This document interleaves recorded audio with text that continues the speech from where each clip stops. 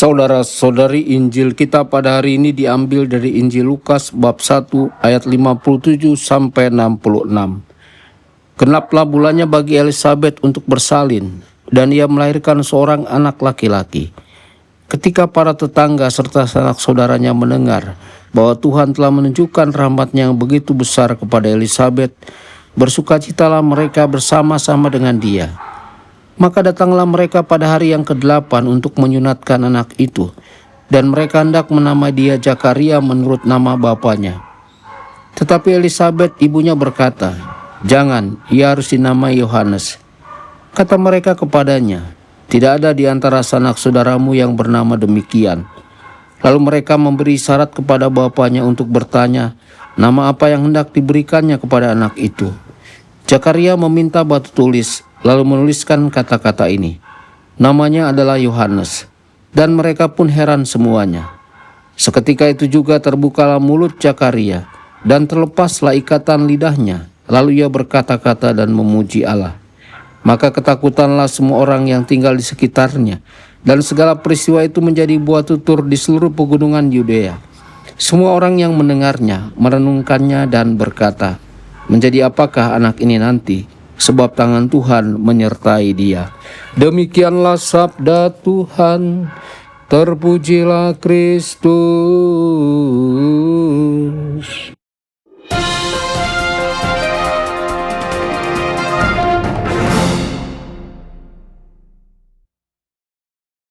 Dalam nama Bapa dan Putra dan Roh Kudus. Amin.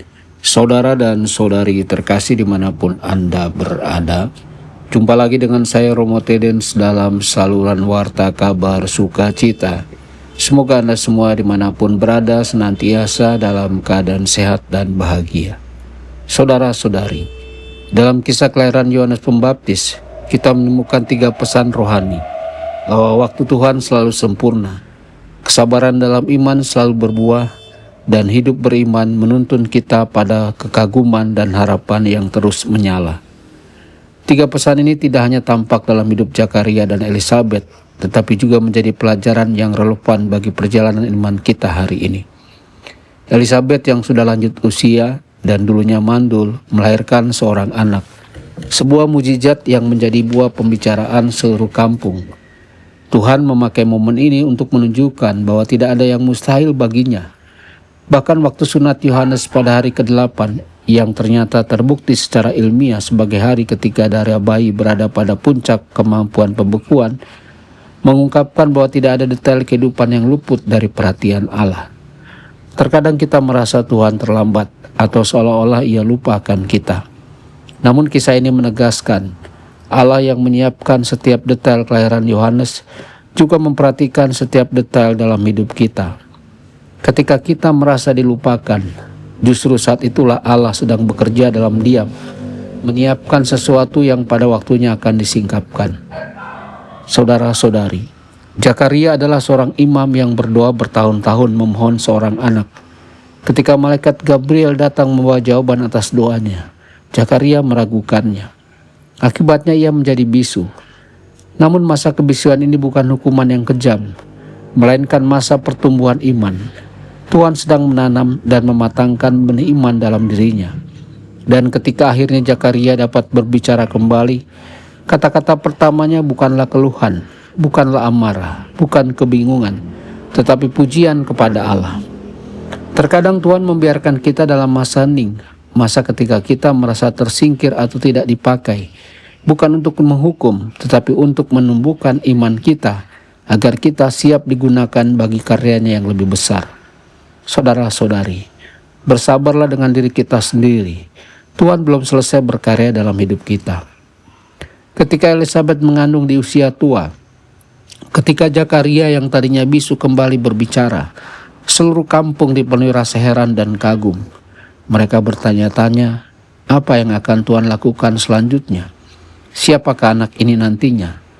Kekaguman dan harapan memenuhi hati mereka. Sayangnya kita sering kehilangan rasa kagum itu. Kita melihat matahari terbit, namun lupa bahwa itu adalah karunia. Kita melihat kelahiran bayi, namun tidak lagi menyebutnya mujizat. Kita menikmati kehidupan sehari-hari, tapi lupa bahwa setiap detiknya adalah bukti kasih Tuhan. Homili hari ini mengajak kita untuk berdoa memohon hati yang penuh harapan, mata yang lapar melihat karya Tuhan, pikiran yang rindu mengenalnya, dan hati yang bersemangat menantikan apa yang akan Ia lakukan dalam hidup kita. Tuhan bekerja bukan hanya karena Ia mengasihi kita, tetapi juga karena Ia mampu dan berkenan menyatakan kuasa-Nya. Saudara-saudari, marilah kita belajar dari Elizabeth, Zakaria, dan Yohanes Pembaptis. Percayalah bahwa waktu Tuhan selalu tepat.